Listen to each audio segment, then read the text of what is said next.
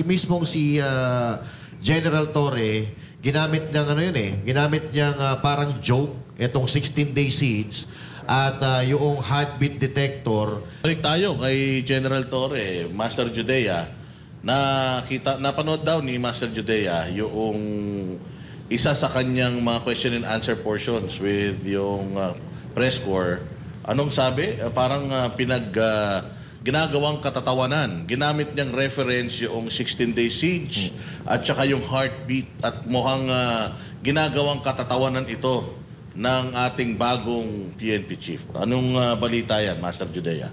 Sa akin, unang-una, no, hindi ko nga maintindihan kung anong achievement yung nagawa ni General Torre, kung bakit siya binigyan ng ganyang pagkilala ng ating presidente, ni Bongbong Marcos Jr., na unang-una, itong mga ginawa niya ay labag sa batas. Hindi lang po tayo hindi lang siguro file ng formal complaint kasi wala namang mangyayari. Hawak nila yung batas. Pero ang nakakalungkot pa dito, marami pong nasaktan, marami pong na-trauma doon sa KOJC scenes na para bagang ginagawa pa niyang katatawanan at nagtatawanan sila kanina kasama ng mga reporter at mismong si General Torre, ginamit niyang ginamit niyang parang joke, itong 16-day siege at yung heartbeat detector na sa totoo lang, General Torre, wala namang kwenta yung heartbeat detector mo tsaka yung 16-day siege ninyo. Kasi unang-una, hindi mo naman nahuli si Pastor Apollo Kibuloy. Si Pastor Apollo Kibuloy ay sumuko. So, ibig sabihin, wala kang achievements doon. Ang achievements mo lang doon, yung maraming nasaktan na tao, ewan ko kung achievement ang tawag mo doon. At isa pa, achievement din ba yung pag-kidnap nyo kay Pangulong Duterte? Na unang-una, dalawa pinag-uusapan natin dito doon kay Pangulong Duterte. Dalawang batas pinag-uusapan natin, batas ng ICC at batas ng Pilipinas. At pareho yung sinasabi na dadalhin muna sa lokal na korte. Pero ginawa niyong achievement. So that's not an achievement for me. At tama, sinabi ni Banat Bay kanina, na reward itong pagkakalagay mo dyan. In a sense, partner, achievement yan para sa kanya. Di ba? Kasi nagbunga naman yung kanyang kademonyohan eh. Di ba, Coach Oli, may dadagdag ka? Pero idagdag ko yung alam niyo yung tao, pagka tinatawanan ng isang bagay, defense mechanism yan. Halimbawa, si Bongbong, ano masasabi mo na tinawag ka ni PRRD na bangag? Fentanyl. Di ba? Pansinin niyo si Marcos, lahat nung aatakihin siya at hindi niya kayang depensa ng sarili niya, magsisimula siya sa tawa and then, why should I? Bakit ko gagawin yan? Puro ganon. Kasi nga, nakakahiya eh.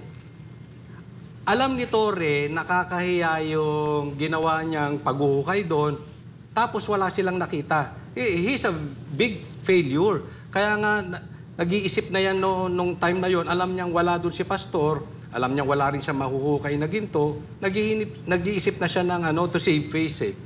So napahiya siya ron. Alam mo, sa totoo, sa pulis, nagmukha silang tanga. Etong si Torre. Alam natin yan, dahil even yung mga uniform men, ang binoto, isipin mo. Yes. Duterte. That is so overwhelming. Napahiya si Torre. Anong niya? He's just like Marcos. Tatawanan. Insecure. Ganyan ang tao, insecure. Defense mech. So, ibig sabihin din, madugtungan natin yung ang binoto ng MUP Duterte. Ibig sabihin, ayaw ng military men in uniform sa mga kandidato ni Pangulong Marcos. Ibig sabihin, ayaw nila kay Torre. Ayaw din nila kay At ayaw din nila kay Marcos, di ba? Kasi balibalita, diyan daw sa Krame, may nagja-jogging daw yan. Wala daw sumasabay. As in, hindi daw pinapansin. Ewan natin kung talagang ito ba si Pangulong Marcos ay sumusunod ba siya doon sa pulso talaga ng taong bayan. Kasi kung titingnan mo pulso ng taong bayan, makikita mo doon pa nga lang sa media and mga kapulisan, hindi na binoto yung kanyang mga kandidato. So it means, itong ginagawa ni General Torre at ginawa ni General Torre sa Pilipinas, pati kay Pangulong Duterte, ayaw ng Pilipino. Di ba, Jay? Tsaka dun sa ni Torre, bukod sa hindi bagay sa kanyang uniform niya kasi kulay puti. Lito na lito yung pagiging uling niya. Siya yung siya talaga yung nagmulat na naman. Kasi nung panahon ni PRRD, Senator Bato, binago nila yung tingin ng kapulisan eh. Ng taong bayan sa kapulisan. Pero nung neto na, si Marcos na at si Torre, talagang si Torre mismo ang sa madaling salita, binastos niya ang buong kapulisan. Siya yung nagpapangit ulit ng imahe ng mga kapulisan. Lalong-lalo na yung ginawa niya sa kay OJC. At ngayon lang din ako na magiging achievement mo yung isang pangyayari na may 3 namatay at maraming mga nasaktan at isa pa, relihiyon yan. Kung hindi nga nagawa, yung mga Hapon nga, mga Kastilan, di nila nagawang bastusin ng mga relihiyon dito sa Pilipinas. Tapos itong Pangulo ng Pilipinas na dapat na hindi gumagawa ng mga ganyang bagay, siya pa yung nanguna at nakakuha pa siya ng isa niyang aso na itong si General Torre nga ngayon na isang PNP chief na, ganyan yung ginawa. So ako, para sa akin, hindi dapat. Mas may pa nga, sa totoo lang may mas deserve dyan sa pwesto ni General Torre na mas diamak na mas magaling sa kanya. Tsaka, kung ang sukatan ng pagiging magaling pag alipusta lamang ng isang relihiyon na nananahimik lang, kalukuhan 'yun. Hindi mo deserve na maging isang PNP chief or mataas na tungkulin sa kapulisan kung panggigipit lang sa kapwa mo Pilipino yung gagawin mo. Tsaka hindi achievement yan para sa akin. Kasi isipin mo, 16 days kayo doon. Dapat nga naiinsulto ka 16 days kayo nandun, 5,000 pulis, kasama mo araw at gabi, tapos sumuko sa ISAP. Insulto yun. Malaking insulto yun. Dapat tinitingnan niya pa nga yung doon yung angulo na yun. Teka muna, parang may problema ata ako doon sa kabila. Diba? Pero Coach Oli, inaalmusal nito ang kahihiyan. Walang hiya itong taon to. Dahil sa totoo lang, kapag ka ikaw, binalasubas mo simbahan, demonyo ka na talaga. Wala ka ng hiya niyan. O itong mga ginawa niya dyan sa Davao, kakapalan na talaga ng pagmumukha. Sabi ko nga, kung ako siguro, kamag-anak nito, talagang ikahihiya ko itong taong ito Pero, paring RJ, isang pagpapakita ito ng kawalan ng sinseridad ni Pangulong Marcos doon sa reconciliation. Yung pakikipagbati niya sa mga Duterte. Kasi hinire mo itong si General Torre na nang abuso sa kanyang kapangyarihan para mapadala si Pangulong Duterte. So parang sabi nga, kidnapper ito. Pero ito nga matindi dyan. May nagtanong dito, bakit wala nangyayari dyan kung ganyan? Kasi puro lang daw tayo ganito. Bakit hindi makulong yan? Tanong natin kay Senator Amy. Pwede. Hindi, siya naman ang dito bumibira sa Senado na tila nakalimutan na ata. Kasi mas busy na siya sa ibang bagay. Panalo na Pero kahit hindi lang si Senator Amy, Senator Bato, we're calling Senator Bato kasi hindi pa rin tapos wala pang konklusyon yung kanyang hearing dyan sa KOJ Siege. So inaasahan natin na itong mga magigiting na mga senador natin ay talagang